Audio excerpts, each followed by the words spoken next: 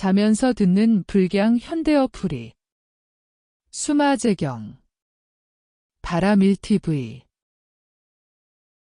이와 같이 나는 들었다. 어느 때 부처님께서는 왕사성의 기사굴산에서 비구 1250인과 보살 10,000인과 함께 계셨다. 그때 왕사성에 장자의 딸이 있었는데 이름이 묘혜였다.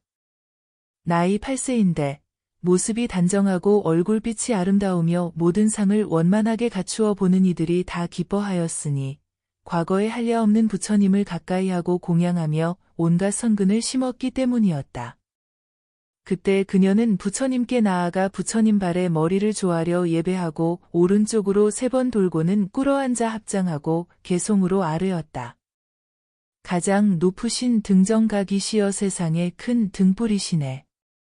보살행이 무엇인지저의 물음을 받아 주옵소서. 부처님께서는 묘혜에게 말씀하셨다. 너는 이제 마음대로 물으라. 내가 설명하여 너희 의심 그물을 끊어주리라. 그러자 묘혜는 부처님 앞에서 개송으로 아뢰었다. 어떻게 하면 단정하고 부귀한 몸이 되며 또 무슨 인연으로 권속을 무너지지 않게 하리까? 어떻게 하면 제 몸이 화생을 받아천 이면꽃 위에서 모든 세존 받들물 보리까? 어떻게 하면 자제한 훌륭한 신통을 얻어서 한량없는 국토를 두루 다니면서 모든 부처님께 예경하리까? 어떻게 하면 원망을 사지 않고 제 말을 남이 다 신임하며 법의 장애를 깨끗이 치우고 악마의 업을 길이 벗어나리까? 어떻게 하면 목숨 마칠 때 모든 부처님 만나 배웁고 그 청정한 설법을 들으며 어떤 고뇌도 받지 않으리까? 크게 자비로우신 위없는 어른이시여 부디 저를 위하여 말씀해 주옵소서. 그러자 부처님께서는 묘혜 동료에게 말씀하셨다. 훌륭하고 훌륭하다. 이 깊고 오묘한 뜻을 물을 줄 아는구나. 자세히 듣고 잘 생각하도록 하여라. 너를 위해 설명하여 주리라. 묘혜는 아뢰었다. 예, 세존이시여. 기꺼이 듣기를 원합니다. 부처님께서 말씀하셨다. 묘혜야, 보살이 4가지 법을 성취하면 단정한 몸을 받을 수 있다.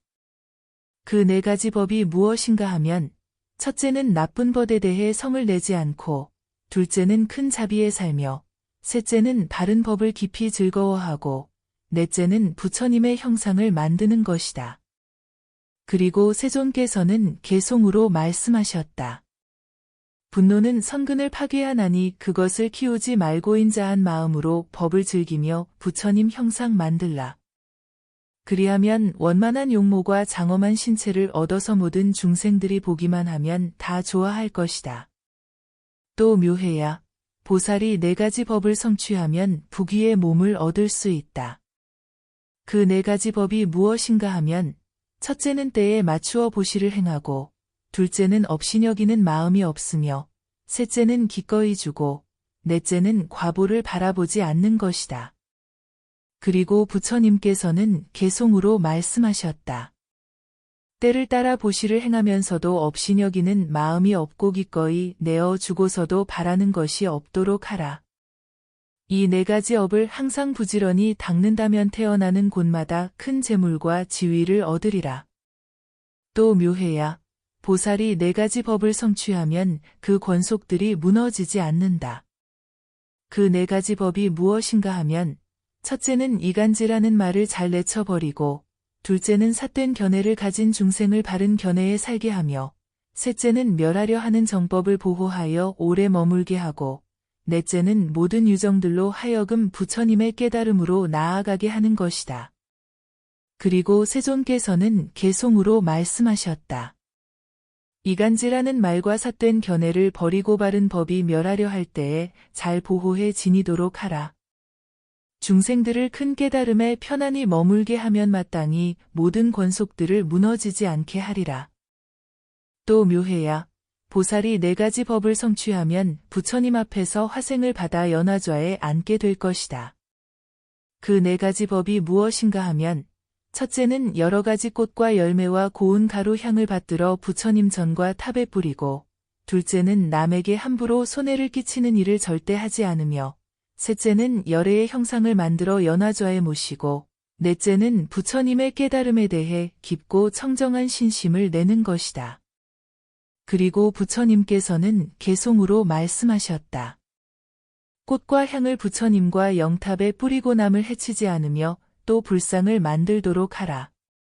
크나큰 깨달음의 지혜를 깊이 믿고 이해하여 연화좌에 살게 되고 부처님 앞에서 태어나리라. 또 묘해야 보살은 네 가지 법을 성취하여 한 불토에서 또 한 불토에 이른다. 그 네 가지 법이 무엇인가 하면, 첫째는 남이 선을 닦는 것을 보면 그 장애가 되지 않고, 둘째는 남이 설법할 때 비난하지 않으며, 셋째는 열애의 탑에 불을 켜서 공양하고, 넷째는 모든 선정을 항상 부지런히 닦아 익히는 것이다. 그리고 세존께서는 개송으로 말씀하셨다. 남이 선을 닦고 바른 법을 설명하는 것 보고 그것을 회방하거나 비난을 더하지 않고 열애의 탐묘의 등불을 밝혀 보시하면서 모든 선정을 닦아 익히어 부처님의 국토에 논일리라. 또 묘해야 보살이 네 가지 법을 성취하면 세상을 살아갈 때 원망이 없다. 네 가지 법이란, 첫째는 아첨하는 마음이 없이 선한 것을 가까이 친하고, 둘째는 남의 훌륭한 법에 대해 질투하는 마음이 없으며, 셋째는 남이 명예를 얻을 때 항상 기뻐하고, 넷째는 보살행에 대해 업신여기는 마음이 없는 것이다. 그리고 세존께서는 개송을 외우셨다. 아첨하지 않으면서 선한 것을 친하며 남의 훌륭한 법에 대해 질투하는 마음이 없고 남이 명예를 얻을 때 항상 기뻐하며 보살을 비방하지 않으면 원망이 없어지리라. 또 묘해야 보살이 네 가지 법을 성취하면 그의 말을 남들이 신임하게 된다. 그 네 가지 법이 무엇인가 하면, 첫째는 내는 말과 닦는 행위 항상 서로 맞게 하고, 둘째는 선한 벗에게 자신의 악을 숨기지 않으며, 셋째는 남의 설법을 들을 때 허물을 찾지 않고, 넷째는 설법하는 사람에게 악한 마음을 내지 않는 것이다. 그리고 세존께서는 개송을 외우셨다. 내는 말과 닦는 행위 항상 서로 부응하고자 하기에 죄를 선한 벗에게 감추지 않으며 설법을 들을 때 사람과 법의 허물을 찾지 않으면 그가 하는 말을 모든 사람들이 다 신임하게 되리라. 또 묘해야 보살은 네 가지 법을 성취하면 법의 장애를 떠나서 빨리 청정해질 수 있다. 그 네 가지 법이 무엇인가 하면, 첫째는 깊은 뜻으로 세 가지 유리를 기꺼이 껴잡고, 둘째는 아주 깊은 경전의 법을 듣고 비방하지 않으며, 셋째는 새로 발심한 보살을 보고 모든 지혜의 마음을 내고, 넷째는 모든 유정에 대해 평등한 대자비심을 갖는 것이다. 그리고 세존께서는 개송을 외우셨다. 깊은 의욕으로 기꺼이 유리를 껴잡고 아주 깊은 경전의 법을 들어도 잘 믿고 이해하며 처음 발심한 이를 부처님같이 생각하여 공경하고 자비로운 마음을 두루 적셔서 장애를 제거하리라. 또 묘해야 보살은 네 가지 법을 성취하여 모든 악마를 떠난다. 그 네 가지가 무엇인가 하면, 첫째는 법성의 평등함을 알고, 둘째는 정진을 일으키며, 셋째는 항상 부지런히 염불하고, 넷째는 일체 선근을 다 회향하는 것이다. 그리고 세존께서는 개송을 외우셨다. 모든 법의 평등한 성품을 잘 알고 항상 정진을 일으키며 열애를 생각하고 일체의 모든 선근을 잘 회향하면 어떤 악마도 그 틈을 엿보지 못하느니라. 또 묘해야 보살이 네 가지 법을 성취하면 목숨을 마칠 때에 모든 부처님이 그의 앞에 나타난다. 그 네 가지 법이 무엇인가 하면, 첫째는 남의 요구가 있으면 보시하여 만족하게 하고, 둘째는 모든 선한 법을 깊이 믿고 이해하며, 셋째는 모든 보살에게 장엄할 도구를 보시하고, 넷째는 삼복계 부지런히 공양을 닦는 것이다. 그리고 세존께서는 개송을 외우셨다. 다른 사람이 요구하는 것이 있으면 만족하게 해주고 깊이 법을 믿고 이해하며 장엄할 도구를 보시하고 삼보의 복밭에 부지런히 공양을 올리며 임종할 때에 부처님이 그의 앞에 나타나리라. 그때 묘해 동녀가 부처님의 말씀을 다 듣고 나서 세존께 아뢰었다. 부처님께서 말씀하신 보살의 모든 행을 저는 다 받들어 행하겠습니다. 세존이시여, 만일 제가 이 40행 가운데서 하나의 행이라도 빠뜨리고 닦지 않는다면 그것은 부처님의 가르침을 어기고 열애를 속이는 것입니다. 그때 존자 대목걸련이 묘해에게 말하였다. 보살의 행은 매우 행하기 어려운 것이다. 내가 지금 이렇게 뛰어나고 큰 서원을 세웠으니 어떻게 여기에서 자제함을 얻으려는가? 그때 묘해가 존자에게 아뢰었다. 만일 저의 큰 서원이 진실하고 허망하지 않아서 모든 행을 원만하게 성취할 수 있다면 이 삼천대천세계가 6가지로 진동하게 될 것입니다. 그리고 묘해는 목련 존자에게 거듭 아뢰었다. 제가 이와 같이 진실하게 말하였기 때문에 저는 미래의 세상에서 마땅히 부처가 될 것이며 지금의 석가열애와 같이 될 것입니다. 저희 나라에는 악마의 일이 없으며 또 나쁜 냄새나 여자라는 이름도 없을 것입니다. 만일 저의 이 말이 허망하지 않다면 여기에 있는 대중들의 몸이 다 금빛으로 될 것입니다. 이 말을 하자 대중들이 다 금빛이 되었다. 그때 존자 대목걸련이 바로 자리에서 일어나 오른쪽 어깨를 드러내고 부처님 발에 머리를 조아려 예배하고 아뢰었다. 저는 지금 먼저 처음으로 발심한 보살을 비롯한 모든 보살마하살들에게 예배합니다. 그때 문수사리 법왕자가 묘해에게 말하였다. 너는 어떤 법에 머물러 이런 진실한 서원을 내었는가? 묘해는 답하였다. 문수사리께서 물으실 일이 아닙니다. 왜냐하면 이 법계 중에는 머무르는 곳이 없기 때문입니다. 문수사리가 또 물었다. 무엇을 보리라고 하는가? 묘해가 답하였다. 분별함이 없는 법을 보리라 합니다.